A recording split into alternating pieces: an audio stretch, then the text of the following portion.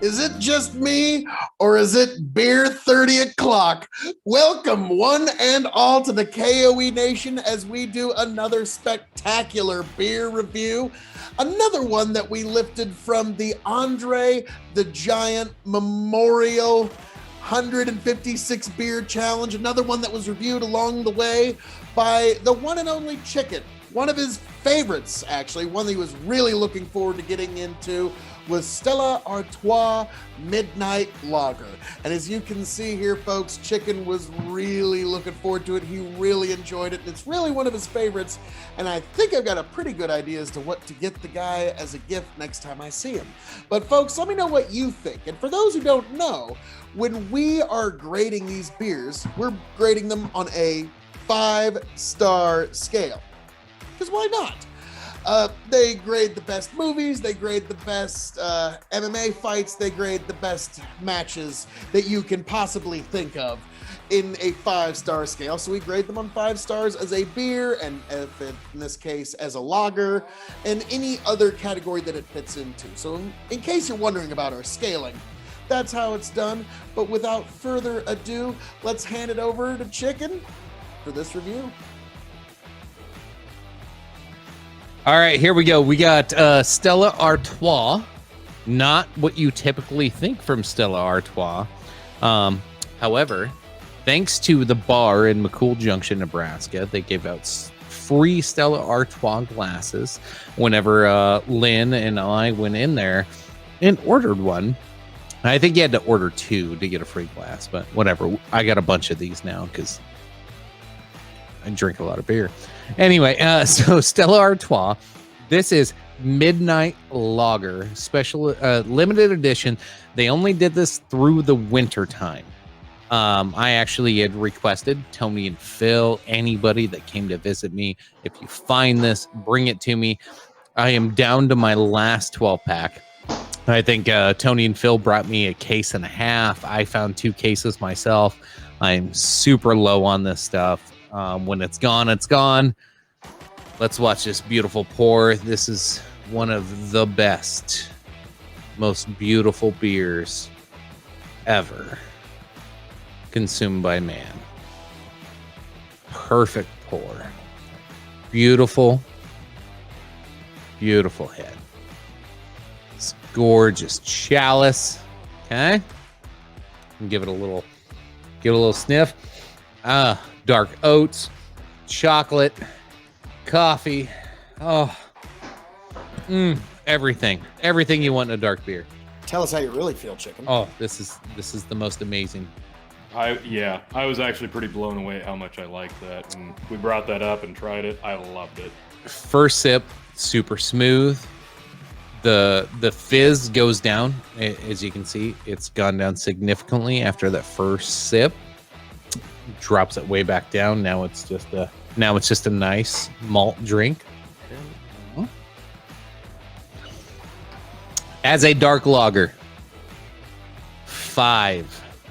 This is this and one other beer have ever topped my scale of a black dark lager. This one, and then Guinness had another one called a Guinness Black Lager. They quit making.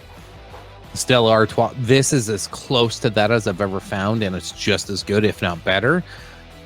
This pairs perfect with a not necessarily a this is specific on a steak. This has to be like a tight steak, like a New York strip, something super firm that has to be cooked just right. This is perfect on a New York strip, or with the New York strip. You can actually cook this with the New York strip. However you want to blend it, this is perfect. That dark malt is just, and it brings out any aromas. It mixes perfectly with the blood, especially when you have something that's like a medium rare. It's the perfect beer.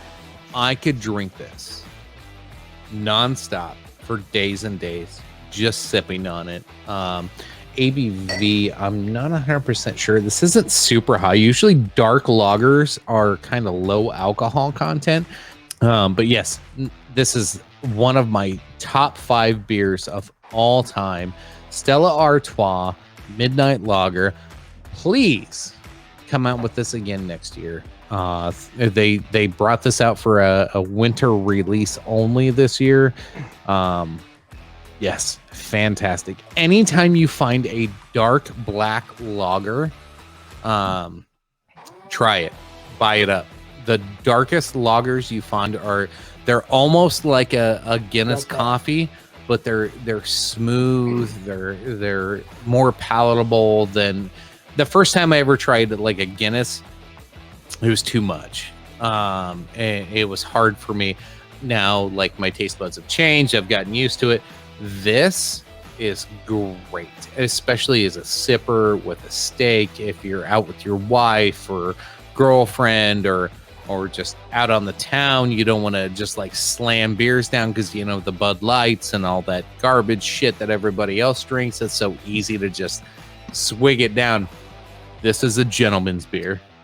This is when you sip, you have life stories, and you slowly sit and have good conversations with. This is like the snobbiest beers of beer, but it's so fucking good. I could sit here and chug this shit all night. You shouldn't chug it because it'll fuck you up. But yeah, great beer. Love it. Cheers, folks. Yeah. Find yourself some. Yes. All right. As a beer, I rate this a 4.5. As a black lager, a 5. This is one of the best you'll ever have. Cheers. Dude, he likes. Well, there you go, folks. plus. You can see he really, really enjoys that Stella Artois. So I think I know what to get him for a gift next time I see him. But folks, there was Chicken's review, and that was his debut on Beer 30 O'Clock here at the K.O.E. Nation. And as I'm known to say around here, all that being said, thank you for joining us this evening, folks. Thank you, and will you have yourself a lovely Beer 30 O'Clock wherever you're having it. I am the devilishly handsome outlaw himself, your king of extreme, Phil K.O.E., the Lord of the Scottish Highlands, signing off, handing it off, and I will catch all you beautiful people on the flip side. Bottoms up.